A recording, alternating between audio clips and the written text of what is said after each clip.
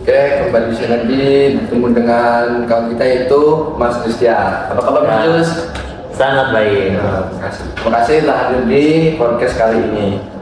Saya ingin menanyakan tentang ide yang Mas Jus buat tentang pemanfaatan gulma bagi perkebunan kelapa sawit. Nah, Oke. kadang itu kan orang berpikir gulma ini hanya tumbuhan yang tidak memiliki manfaat bagi perkebunan kelapa sawit. Nah, Oke. dengan Mas Jus ini mempunyai Ya. ide memanfaatkan gulma di perkebunan kelapa sawit itu apa aja? Oke, baik. Nah, sebelum itu saya izin memperkenalkan diri ya. Ya. Oke. Perkenalkan, nama saya Justia Nur. Di sini saya memiliki sebuah inovasi sebuah teknologi yang dimana sebuah teknologi yang akan diterapkan pada perkebunan kelapa sawit. Nah, ide saya ini adalah sebuah teknologi pemanfaatan gulma yang ada di perkebunan kelapa sawit. Nah, teknologi ini yaitu bagaimana sistematis kita memanfaatkan gulma yang ada di perkebunan kelapa sawit supaya gulma yang ada di kebun sawit semakin optimal di antara fungsinya seperti sebagai mulsa yang nanti akan mengurangi penguapan air ketika kemarau, terutama ketika kemarau, sehingga air akan tetap terjaga. Dan di sisi lainnya juga kita bisa memanfaatkannya sebagai pupuk kompos yang nanti akan menjadi pupuk bagi perkebunan kelapa sawit itu sendiri. Nah, dari ide sendiri juga akan melakukan sebuah teknologi, sebuah alat portable yang mungkin bisa sebagai tempat komposisi yang simple, sehingga ada alat yang akan merajang sebuah rumputnya, gulma-gulmanya nanti akan dekomposisi yang dimana akan menghasilkan biogas dan pupuk komposnya yang mungkin bisa diterapkan di lingkungan masyarakat, di tiap rumah-rumahan. Jadi teknologi ini juga memanfaatkan teknologi yang baru. Nah, walaupun ini masih perencanaan, tapi mungkin saja teknologi ini akan bisa diterapkan ke lingkungan masyarakat, sehingga nanti masyarakat yang mungkin punya peternakan atau mungkin apa nanti kan mungkin punya kotoran atau segala macam sayur-sayuran nanti akan ditaruh di alat komposisi tadi, sehingga akan terjadinya dekomposisi dan menghasilkan gas yang nantinya akan bisa mereka gunakan sebagai alat masak, sebagai gas api masak mereka, dan juga menghasilkan pupuk yang akan membantu perekonomian petani mereka. Oh, jadi itu gulma tidak hanya tanamannya kayak merimbun di perkebunan kelapa sawit, juga bisa dimanfaatkan sebagai terutama musa ya? Ya. Musa dekomposisi. Ya. Lalu, adakah jenis gulma tertentu yang sangat digunakan untuk pembuatan musa atau dekomposisi ini? Jenisnya? Nah, untuk jenis sendiri ada banyak macam ya jenis gulma itu ya. Pokoknya ada tanaman pakis, ada tanaman biji-bijian dan segala macam, tuh pokoknya banyak banget.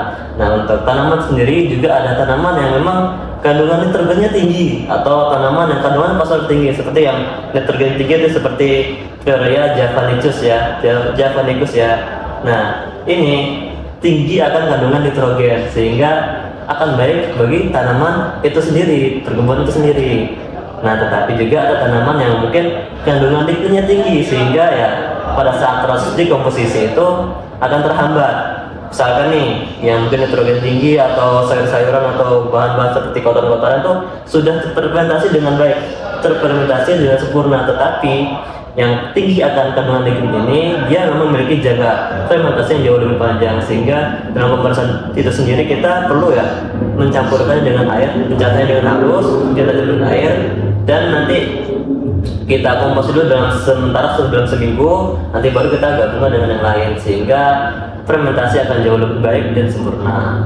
Oh, jadi semua gulma itu bisa dijadikan saya. Tidak Bisa. hanya gulma yang tadi, cuman yang lebih kayak memiliki kadar nitrogen yang tinggi itu jenis Florea javanica itu. Ya, yes.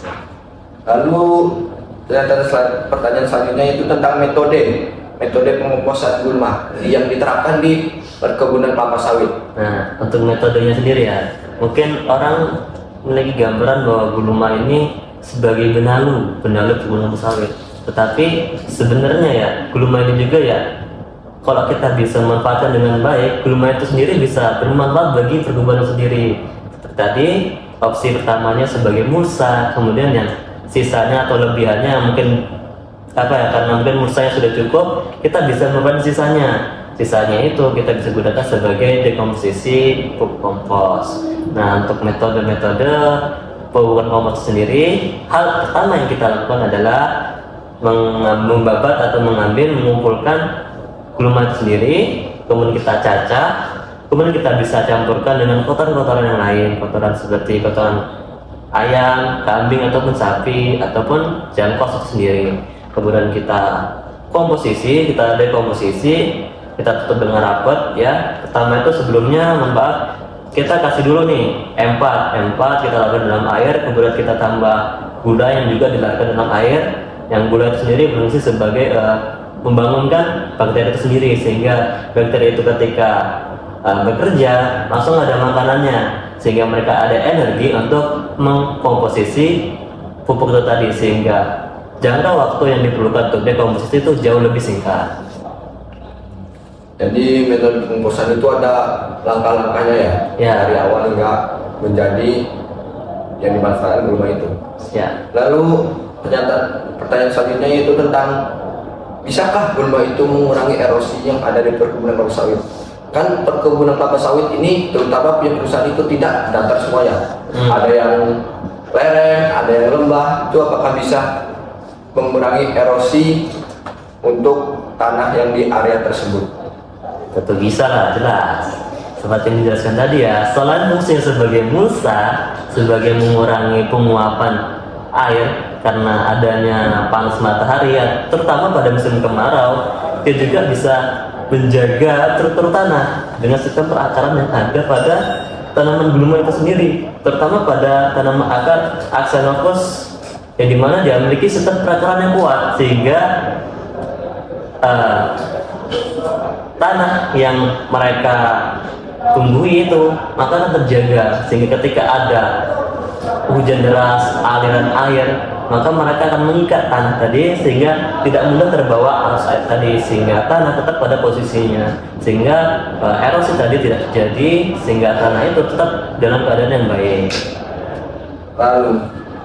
Lalu tentang pemanfaatan gulma yang dapat mengurangi penggunaan herbisida di perkebunan.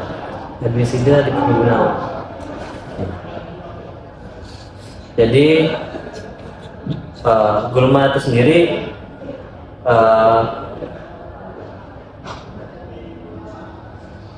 jadi gulma itu kan memiliki berbagai kandungan. Jadi ada lignin, ada selulosa, ada tinggi akan kandungan nitrogen, fosfor, dan ada juga yang memiliki kandungan yang bersifat sebagai anti hama, sehingga dari tanaman gulma itu sendiri kita bisa memanfaatkan sebagai yaitu pupuk dan juga sebagai anti hama, sehingga tentu akan jauh lebih baik penggunaan medianya karena itu sistemnya organik, ramah lingkungan, biaya murah, sehingga tentu lebih direkomendasikan ketimbang yang berbahan non organik atau kimia. ya, kimia. Lalu pertanyaan selanjutnya itu tentang bisakah gulma itu dimanfaatkan sebagai habitat alami bagi serangga atau mikroorganisme yang bisa membantu penyerbukan kelapa sawit? Nah, tentu.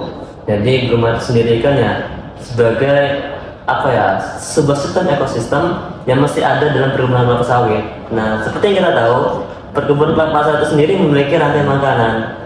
Nah, rantai makanan itu mesti ya ada unsur-unsur yang seperti unsur abiotik dan biotik. Nah, rumput itu ya bagian dari mereka. Tentu dia akan menjaga ekosistem yang ada. Jadi seandainya nih kita menghilangkan rumput-rumputan, sehingga belalang-belalang kecil atau hewan-hewan yang memangsa rumput itu akan hilang, sehingga akan menghilangkan predator yang lain, sehingga rantai makanan bisa rusak, sehingga akan berimbas kepada perkebunan sendiri, atau juga dapat meningkatkan populasi habitat yang lain, seperti habitat yang mungkin yang umum ya di perkebunan sawit seperti ular ataupun itu kan bisa meningkat, bisa meningkat karena mungkin kondisi yang lembab apa bagaimana. Oke. Lalu Masih ada beberapa pertanyaan lagi itu tentang pengendalian gulma. Pengendalian gulma yang dapat dimanfaatkan dan gulma yang tanpa merugikan sawit. Nah, gulma yang dapat dimanfaatkan. Gulma yang cara mengendalikan gulma. Cara mengendalikan gulma ya? Ya. Oke. Pengendalian gulma sendiri ya, kita bisa menerapkan sebuah sistem pada gulma kelapa sawit, yaitu ya seperti piringan tuh ya, sehingga di area pohon sawit itu tidak ditumbuhi rumput, sehingga pemupukan atau air yang didapat oleh pohon sawit akan jauh lebih maksimal, dan sisanya itu sebagai mulsa yang nanti akan berperan penting pada saat kemarau. Oke. Nah, sekarang mungkin sampean kan juga punya ide nih. Ya. Oke. Ide apa sih yang bisa sampean jelaskan di podcast kali ini? Itu tentang konflik sosial yang ada di perkebunan kelapa sawit. Oh, konflik sosial ya? Ya. Konflik sosial ini terutama yang di daerah saya tuh sering terjadi konflik sosial seperti ketimpangan hak tanah atau pemblokiran jalan yang dilakukan oleh masyarakat setidak kayak mengganggu produktivitas kelapa sawit. Mungkin apa saja sih faktor yang menyebabkan konflik sosial itu terjadi di perkebunan kelapa sawit? Mungkin ada beberapa faktor yang bisa sampai jelaskan di proses kali ini. Faktor utamanya itu ketidakjelasan hak atas milik tanah. Tanah itu kan ada yang memiliki sertifikat, ada yang tidak. Itu yang bisa menyebabkan ketidakjelasan hak milik tanah, sehingga itu yang dapat menimbulkan perselisihan antara perusahaan dengan masyarakat lokal. Terus bagaimana sih ketidakjelasan hak itu sendiri, hak tanah itu sendiri yang dapat mempengaruhi hubungan antara perusahaan dan masyarakat lokal? Ketidakjelasan hak tanah ini yaitu yang dapat sering memicu perselisihan antara perusahaan dan masyarakat lokal, terutama di wilayah adat. Hal ini menciptakan ketidakpercayaan atau ketegangan antara masyarakat dengan perusahaan, sehingga akan memicu konflik antara kedua belah pihak. Oke. Terus apa sih dampak dari konflik sosial terhadap stabilitas ekonomi dan lingkungan di sekitar perkebunan kelapa sawit? Dampaknya? Kita dilihat dari sisi dampak konflik ini itu sangat merugikan sih. Contohnya itu aktivitas produksi menurun, distribusi itu juga menurun. Itu yang menyebabkan kerugian ekonomi. Selain itu, konflik ini berujung pada kekerasan, seringkali bentrok antara perusahaan dengan masyarakat lokal, antara senjata tajam dengan pengawal atau satpam yang ada di pusat tersebut. Karena saya bercerita sedikit ya, di tempat saya itu tuh sering terjadi konflik antara masyarakat lokal dengan perusahaan. Sering kayak kita itu melihat antara perusahaan dengan masyarakat itu sering kayak mau kelahi atau mau bawa senjata tajam, itu yang sering kali saya lihat. Terus mengapa sih ketidakadilan distribusi pemanfaatan sering menjadi pemicu ketegangan di perkebunan sawit, pemicu